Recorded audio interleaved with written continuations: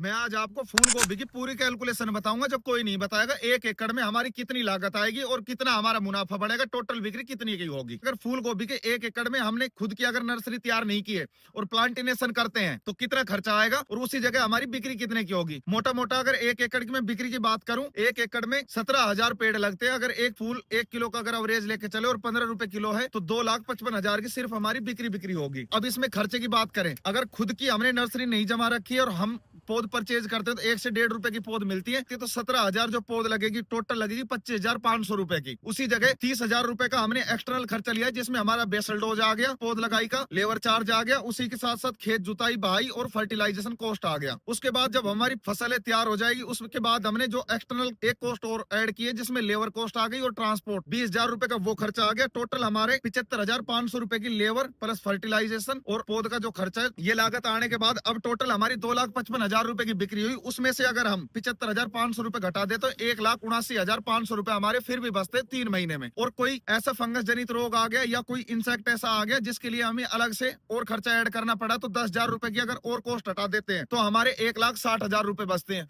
और फिर भी अगर 10,000 रुपए इधर उधर और किसी खर्चे में ऐड हो गए तो भी 1.5 लाख रुपए बड़ी आसानी से 3 महीने में बहुत आसानी से 1.5 लाख रुपए का मुनाफा बनाया जा सकता है। अगर इस टाइम पे हम फूल गोभी की फसल लगाते हैं तो इस टाइम पे हार्वेस्टिंग होके ये मार्केट में पहुंचेगी 15 रुपए किलो तक की इसके बाजार भाव बड़ी आसानी से देखने को मिलेंगे।